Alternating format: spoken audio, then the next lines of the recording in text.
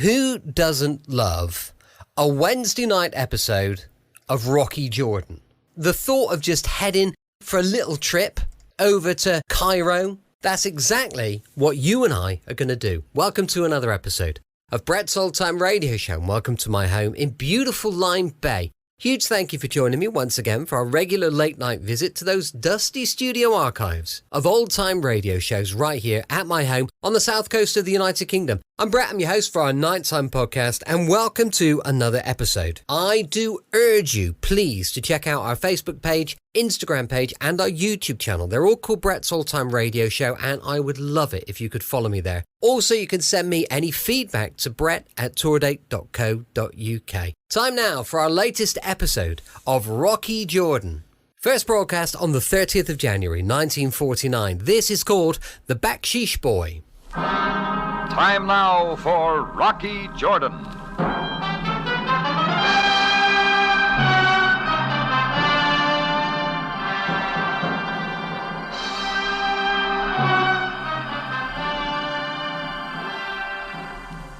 Not far from the Mosque Sultan Hassan in Cairo stands the Cafe Tambourine, run by Rocky Jordan. The Cafe Tambourine crowded with forgotten men, alive with the babble of many languages. For this is Cairo, where modern adventure and intrigue unfold against a backdrop of antiquity. Tonight's story, Baksheesh Boy.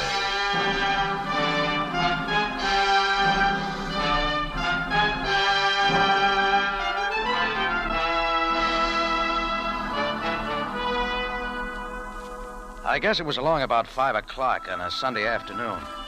Quite a bunch of rivermen had wandered up from the docks at Bulak and had kept the Tambourine Bar busier than usual. But finally, things got under control, so I left Chris alone at the bar and went to replenish our supply of bourbon from the cellar. I had just opened the cellar door when I heard a noise from below. I knew somebody was there ahead of me. I got down the steps just as a ragged little figure dodged back into the shadows and tried to disappear behind a barrel. Hey, come out of there. Hurry up, come on. No, please, Effendi. What are you doing down here? What do you want? I want nothing. I am not stealing. Please. Then what's the idea? Who are you? You do not remember me, Jordan Bey? I'm Misa. You gave me baksheesh many times. Misa? You won't find baksheesh down here. Oh, I do not ask for baksheesh. How'd you get in here? The back door was not locked. Please, let me stay. Nothing to it. I don't like beggar kids sneaking around my cafe. Now, go on, who's coot? No, please, Jordan Bey. Your Frankie would not send me out. What are you hiding from, Misa? Why, it is just that I do not wish to beg anymore, Effendi. Then why come here? I wish to work for you, Effendi. That is why I came to the Tambourine. You thought you'd find me in the cellar, huh? Please, I could do many things, and I would not be in the way. I could sleep down here. Nothing doing, Misa. You sleep at home. Oh, no, I must not go back there. I would have to go on begging if I did. Why not? You seem to get your share of piastres. But begging is not good, Effendi. I wish to work like other people, and someday have a fine house on the Nile. You will let me stay? The Tambourine is no place for a kid. Oh, but I could sweep and wash the dishes. I am not strong, but... No, not a chance. Now, come on upstairs. Jordan Bey, if I could just lie down here for a little while. I am tired. And that's not all. I think we'd better talk this over, Misa. But I told you I do not wish to beg. I'd save it till I take this stuff upstairs. Effendi, you will tell no one that I am here? No promises. I'll be right back. Please, Effendi, do not tell anyone I am here. I beg you, Effendi. I never saw a kid so scared. You need more than 10 fingers to count the kinds of trouble a baksheesh boy can get into around Cairo. Well, I knocked around a certain waterfront back in the States when I was a kid, so I knew what Misa was up against. I set the bottles down under the bar and turned to go back when I saw someone moving toward me through the smoke haze of the cafe. I kept looking. Her close-fitting red dress was a perfect setting for her jet black hair and hat, black gloves and shoes. Only her purse didn't match.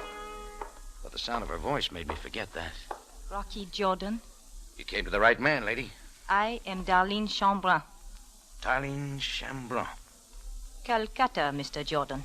Oh, Calcutta. Well, let's have a drink to Calcutta, shall we? Thank you. Now, what'll it be? Please, let us not waste time. Well, Oh, do not worry. I am not inclined to make trouble. neither am I, Miss Chambrun. I will agree to a reasonable deal. if you will. That all depends, don't you think? Look, I am the one to handle it, not you. Not if you are smart. Well, let's see if I'm smart after I've heard the deal. Well, very well. We will split 70-30. I guess I don't have to ask who gets the 70. Naturally, I do. After all, I did all the work, didn't I? So far you have. Miss Chambron, suppose you brief me a little. Just what's this all about? Mr. Jordan, I do not understand. That goes double, lady. Please, there is no need to stall. You say a lot, Miss Chambron, but it doesn't mean anything. Wait, Mr. Jordan, you do know who I am. Sure. You're Darlene Chambron of Calcutta. You have a deal. It is possible that there has been a mistake. I am sorry. Well, let's not let that stand between us. How about that drink, Miss Chambron? We talk about something else. No. Kindly forget about it, Mr. Jordan. Forget everything. Well, sure. We all make mistakes. I am very sorry, Mr. Jordan. If you accept my apologies, I will be going. She didn't wait for an answer and floated toward the door. About halfway there, she hesitated, threw a quick look back at me, then she went out. But the perfume hung around for a while. I wondered how soon she'd be back. It was time I got rid of the beggar boy hiding in my cellar, so I started back through the office. Right then, I saw I'd forgotten to lock the back door to the alley again. Standing there, peering in, was a shabby native with sharp black eyes and dirty fingernails. One moment, Effendi. Customer's entrance is out front. Wait. You must know that I would not enter your cafe, Mr. Jordan. I would have a word with you. What about? It is about a beggar boy named Misa. Many times I have seen you talking with him on the streets. Oh, I know him. Effendi, he has been missing for many hours. I was told he was seen entering this door not long ago. Why are you so interested? I am his father. My name is Signac. So that's it. The affranchi will surely understand. I have been most worried. Never has Misa done this before. You missed that baksheesh he brings home, huh? There are many of us who beg in Cairo, Effendi. What else can we do? Okay, Signac, you can take him off my hands. Get him out of here, quick. Then Misa is here. Yeah, he's here, hiding in my basement. Come on. Allah will reward you, Effendi. Sure. Come on out, Misa. Signac's here. Misa, where are you? Misa! He is not here, Jordan Bay. Looks like he skipped out. I can't say I'm sorry. You told me he was here. Where is he, Misa? Your guess is as good as mine. Come on, no need to look around here any longer. Upstairs with you. Now you know where Misa is, you tell me. Look, Signac, I told you he's gone. I do not believe you. Hey, by the way, what was he hiding from? I do not know. You cannot keep him, Jordan Bay. You are safe. I will call the police. Go ahead, there's a payphone out front. Enough! I will give you a little time. You'll see. Beat it, Signac. Then perhaps when the English feel this... Pick up that knife and get out of here. Salama! Just to make sure, I looked for Misa a little more, but he was gone. I told myself good riddance, but it didn't work. His scared face stayed with me. Well, along in the evening, I finally decided to go out and scout around for my little beggar friend. Faragit, the picture card salesman a couple of corners down, told me where Misa lived, in an infested alley off the Sharia El Nus. It was no place for an Inglesi to be after dark, especially with a knife-swinging rat like Signac shadowing along. But I found Misa's address. A sallow-faced girl answered my knock. Effendi? Why, I'd like to speak with the head of the house. Only I am here. There is no one else, Effendi. Oh. Well, I'm Rocky Jordan. Rocky Jordan, Misa has told me of you. You are his friend? That's right. Are you... I am Tarina, his sister. Please come inside quickly. Mr. Jordan, where is Misa? You must tell me. I was hoping you could tell me, Tarina. Misa has been gone for many hours. I fear he is in trouble. Why? The police were here. They are looking for him, too. I see. What about? I do not know. Oh, Mr. Jordan, Misa must beg. But he is good boy. He has been so afraid, but he would not tell me why. How does his father feel about it? Father Effendi, we have no father or mother. Then who's Signac? Signac, he is Misa's employer.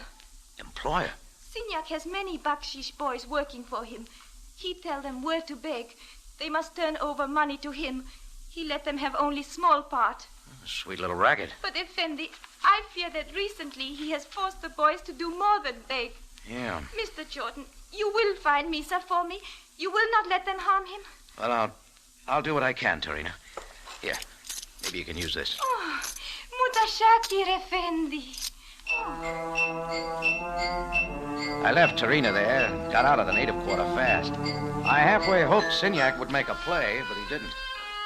It was after closing when I got back to the tambourine. I'd gotten out the key to open the front door when I saw that wasn't necessary. The lock had already been broken. I got inside and turned on the light. The place looked like a scene had swept through it. I hurried back to the office. That was even worse. The search had been complete, even to the safe which swung open. The sound of footsteps was from my room upstairs, so I went up two at a time. Inside, the light was on, and a flat-nosed man in a business suit stood waiting. Before I could move again, my arms were pinned from behind. Just hold him there, He won't move. Oh, did I keep you waiting? Not too long. You can save us any further search. For what? He doesn't know, Mado. Maybe I can help him remember. Give me your idea. We'll compare notes. Enough of these, Jordan. We don't want to hurt you. Maybe we do. The beggar boy came directly to the tambourine. He was seen, so don't deny it. Why should I? I thought you would be smart. Misa's not here. We ain't looking for the kid no more. Look, you won't fool us, Jordan. Hey, wait a minute. Did you send that dame to the tambourine this afternoon? Maybe we did. I'll do the talking, Mado. Now, Jordan, turn it over and we'll get out. Turn what over? Oh, Where is it, Jordan? ask Signac. Kid took everything to him. We're going to get rough, boss. You just hold him, Mado. I'll handle the rest. Won't I, Jordan? Sure. I'll handle this. I suddenly lurched forward, and Marta went right over my head. Landed on the guy with the flat nose, and they both piled up. Marta was a bum, but he was fast. He caught me before I reached the door. My fist slowed him up, and his boss dived in from behind. Then they went to work on me. One went down, another came up in his place. Finally, I started going down. About then, we all throw away the rules. A chair caught the side of my head, bounced me against the floor. I was on my feet, but my knees were jelly. This time, I didn't see him swing.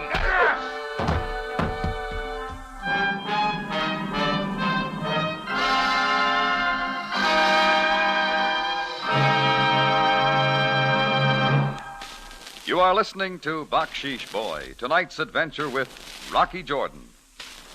Here's a bulletin for mystery fans. The door creaks open tomorrow, Monday night at 9 for Inner Sanctum. And Tuesday night, Mr. and Mrs. North bring you another enjoyable clue and chuckle show at 8:30, followed by Inspector Hearthstone of the Death Squad at 9. Yes, and these are just a few of the fine mystery programs which will come to you next week over your local CBS station. So follow your papers and stand by CBS for mystery.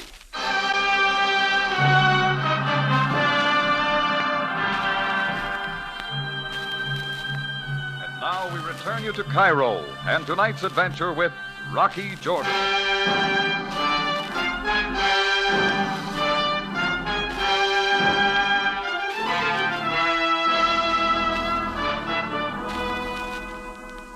A beggar boy named Misa picked the cellar of my tambourine to hide in. That's how it all began. He was scared, and I didn't have the heart to kick him out. A couple of minutes later, in came a dame who called herself Darlene Chambron. She had a deal, but she did a fade before she told me what it was. Next in line was a shabby native named Signac, who carried a knife he didn't use to clean his fingernails. He said he was Misa's father, so we went to get the boy. But Misa was gone, and Signac made a lot of threats. Later, I learned that Signac wasn't the boy's father. He was the head of a dirty begging syndicate Misa was working for. Last came a flat-nosed fellow and his muscle boy who tore up the tambourine looking for something. They ended up by slapping me around, and I went down for the count. I was just picking myself up when I saw Misa again, standing in the doorway and looking more scared than ever. What has happened, Effendi? Oh, Misa, where you been? I was close by. You are hurt, Jordan Bay. I will get water. Now, you won't get anything, Misa. But, Effendi, you said that perhaps I could work for you. Not in your life. You realize you dumped me right in the middle of this trouble? Oh, I am most sorry. Sure you are. Look, a guy named Signac came looking for you. Where'd you go? When I saw Signac coming, I ran away. I do not wish to work for him. Some other fellas are looking for you, including the police. Suppose I just turn you over to them, huh? No, do not do that. Now, why shouldn't I? Jordan Bay, I will tell you everything. Everything I know. Oh, that's better. Yeah. All right, now, Misa, let's have it. Effendi, this man Sinyak had many boys who begged for him. But he has been making us do more than that. Like what? He taught us to steal things from tourists in the crowded bazaar. I thought so. 2 days ago, I grabbed a purse from a beautiful lady and ran. She saw me, but I got away. It was not easy. What did you do with the purse? I took it to Sinyak. He kept only the money and told me to hide the purse. Since then, Effendi, many things have happened. Things I do not understand. Like what? Strange people are looking for me. Always they are following me. 2 men were chasing me when I came here to hide. There was no place else to go. Go on. That is all I know.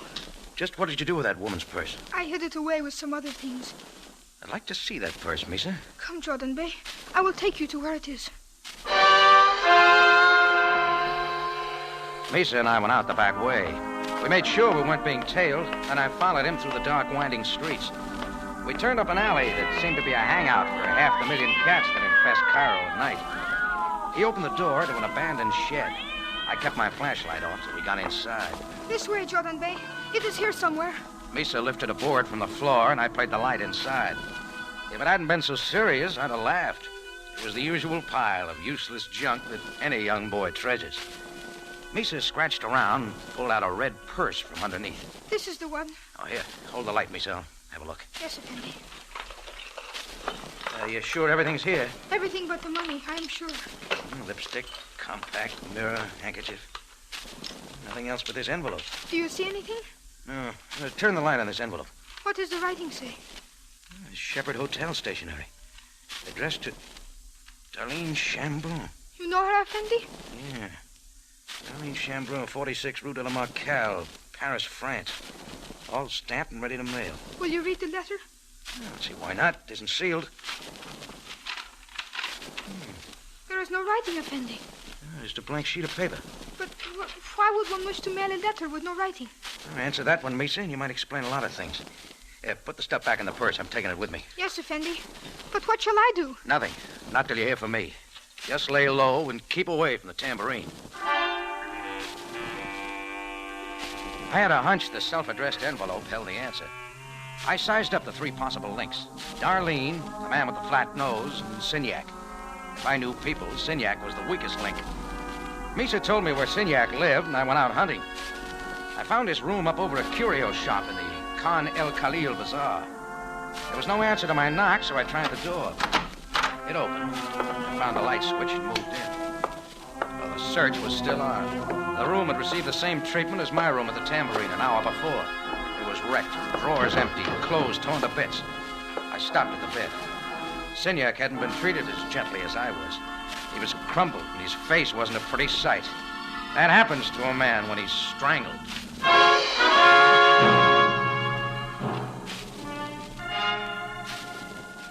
I still didn't know what Misa had grabbed with the purse, but it wasn't peanuts. So after tipping off the police, I hung up quick. I wasn't ready to tell him any more. I caught a taxi and was off to see link number 2, the Shepherd Hotel. Darlene Chambrun was registered there, but she wasn't in her room, so I scouted the lobby and then the cocktail lounge. She was there, seated alone at a table. I invited myself over. Your order, madam? Bring me a ducky, please. Make it 2, waiter. Why, Mr. Jordan. Didn't expect me, Darlene? Well, Why did you come here? Oh, doing the town, you might say. I just dropped in on Sinyak. Sinyak? He didn't talk much. He was dead. I haven't the slightest idea what you're talking about. Who is this Sinyak? You don't know? I do not. My mistake this time. Now we are even. Is that all? Well, not quite.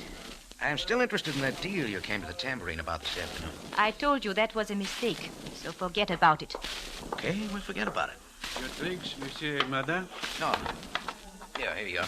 Thank you, monsieur. Well, Darlene, to Calcutta. To Calcutta. Say, I like that red dress you're wearing. Well, you sound almost human for a change. What else do you like?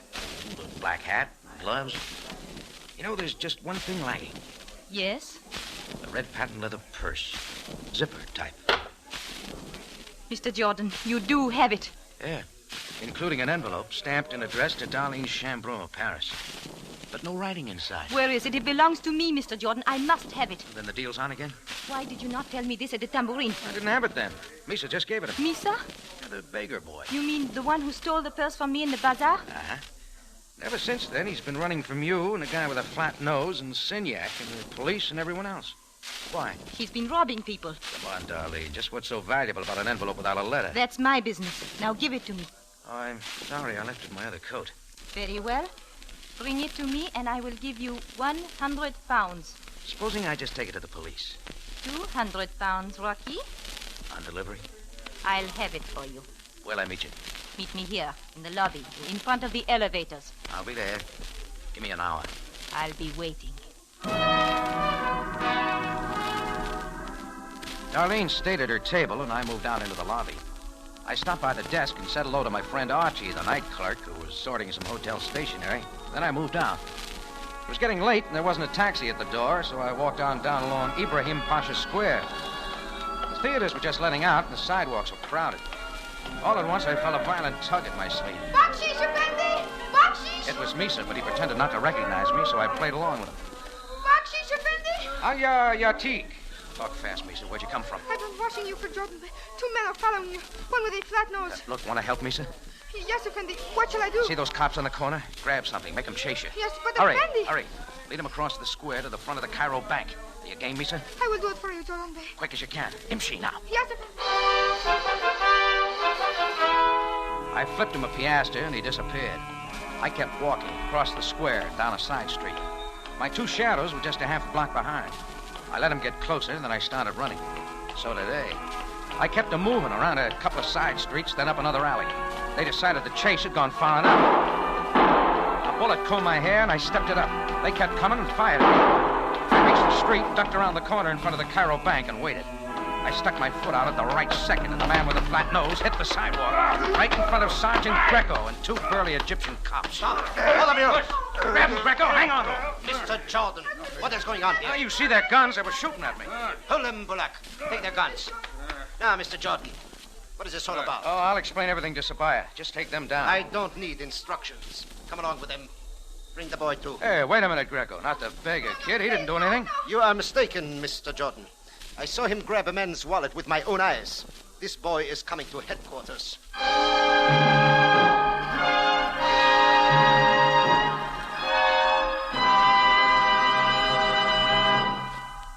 You are listening to Baksheesh Boy, tonight's adventure with Rocky Jordan. Street with No Name, starring Mark Stevens, Richard Widmark, and Lloyd Nolan, will be presented by CBS Radio Theater Monday night at 6. This exciting story broke box office records when shown on the screen. So don't miss the radio adaptation tomorrow, Monday night at 6, over your local CBS station. And following Radio Theater, you'll want to stay tuned to CBS for My Friend Irma, and another laugh-filled half hour with Irma, Jane Stacy, Professor Kropotkin, and, of course, Irma's boyfriend, Al.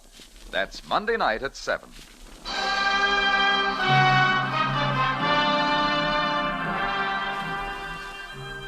And now we take you back to Cairo and Rocky Jordan for tonight's adventure, Baksheesh Boy.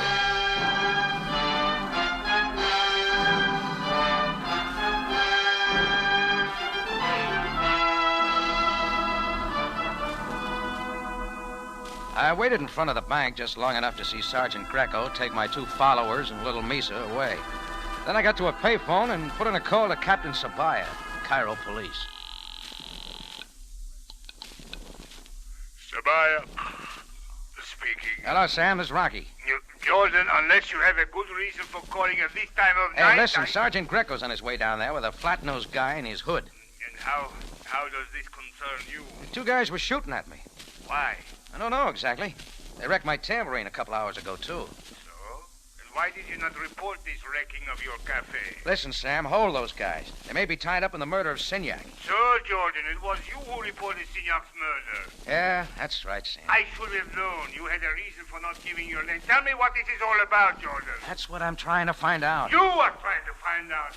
Are you not aware that there are police in Cairo for that purpose? Watch the blood pressure, Sam. I'll get down there as soon as I can. You will come down here at once. Oh, one more thing. Do me a favor, will you? A favor?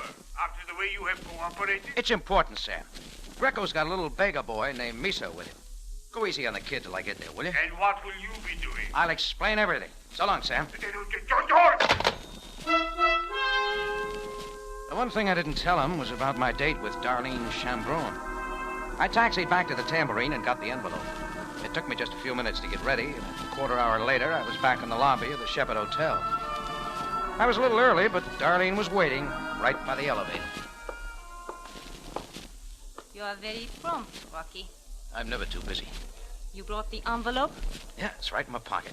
What about the money? May I see the envelope first? Sure. There you are, Darlene. This the one? Why, yes. Thank you, Rocky. What are you doing? Sealing it? And now... Hey, wait a minute. Now it is in the mailbox. You are too late, Rocky. Okay, do what you like with it. Let's get to the payoff. Sorry, the deal's off again. Why? You want the letter back? Try and get it. I'm afraid the postal authorities wouldn't like it. That's the way it is? That's the way it is. Don't be a poor loser, Rocky. Okay, Darlene. Looks like you outsmarted me. Things worked out my way. Yeah. Well, since the letter's gone, suppose you let me do some guessing. Go right ahead. Since it was an ordinary envelope from the Shepherd Hotel, and there was nothing inside, there's only one place where anything of value could be hidden. Under the stamp. Keep going, Rocky. Another stamp, maybe. Post Office, Mauritius, 1847. Worth at least $20,000. Misa did grab something hot, didn't he? Mm-hmm. Where'd you get it? Let's just say I picked it up in Calcutta. We needn't go into that. No, I can guess. Where does a man with a flat nose come in? His name is Hans Walden. He was going to help me to dispose of the stamp. And when Misa got it from you, Walden and his pal were helping you find it, right? Yes. Turned out I didn't need them. You need them less now. They got you into a nice little murder rap. It won't be hard to prove they killed Signac. Walden's smart enough to keep undercover. Think again, lady. Walden's at headquarters talking to the police right now. Are you sure? Yeah. Suppose he tells them the whole story about that hot stamp. Supposing he does. Why do you think I carried it the way I did, ready to mail? If things got too hot, I planned to just drop it in the mailbox. No evidence. Like you just did. Certainly. The stamp is safe until I get to Paris. I doubt that anyone will follow me. Unless you'd like to, Rocky. Oh, that won't be necessary, Darlene. Why not? Your stamp isn't going to Paris. What do you mean? You didn't take a good look at that letter I gave you. It was a phony. I comped a Shepherd Hotel envelope from the desk when I went out. That's the one you mailed. I don't believe you. Well, maybe if I show you the real envelope, you'll change your mind. You're lying, Rocky. Here. Take a look at this. Rocky. There's something under this stamp. A Post Office, Mauritius, 1847. Fair game, Darlene? Give me that. Give me that. Keep shouting. You'll bring the house detective. What are you going to do with it, Rocky? Take it where it belongs, the Cairo police. Got an idea somebody back in Calcutta will be glad to hear about it. If not, you can pick it up at headquarters. But why? What good will it be to you? Nothing. But there's a boy named Misa who needs a lot of help. I figure maybe Captain Sabai will return one favor with another. And what about me? Miss Chambron, I'd guess you to be at least 26 years old. That means you've gotten along without my advice for 26 years. See no reason to change that now.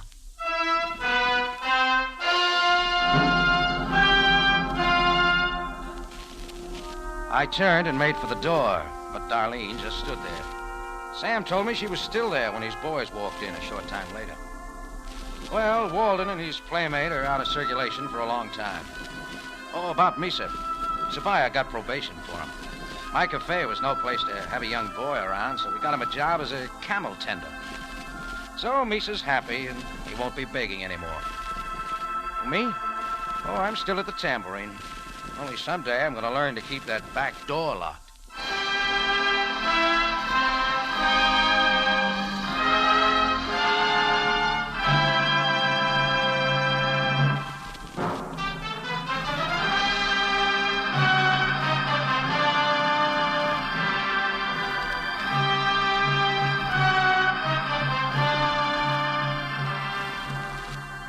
It's CBS again at this same time next week for another story of adventure and intrigue when we take you back to Cairo and the Cafe Tambourine, run by Rocky Jordan.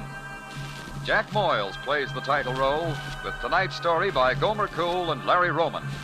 Rocky Jordan is produced and directed by Cliff Howell, with original music by Milton Charles. Larry Thor speaking. This is CBS, the Columbia Broadcasting System. As always, thank you once again for checking out our latest episode of Rocky Jordan, and welcome back. Don't forget, tomorrow we'll be back with an adventure with the Texas Rangers. That's going to be going live at 5 p.m. GMT. You can email me on brett@tourdate.co.uk, and I'd love to know your thoughts on the show. As I mentioned many times, please do check out our Patreon page, patreon.com/Brett's Old Time Radio Show. It's just a little supporter page, and if you could check that out, it would really be a great help. Thanks for listening. I'll be with you 7 days a week, each and every week, and I'll see you next time on Brett's Old Time Radio Show. Love you. Bye.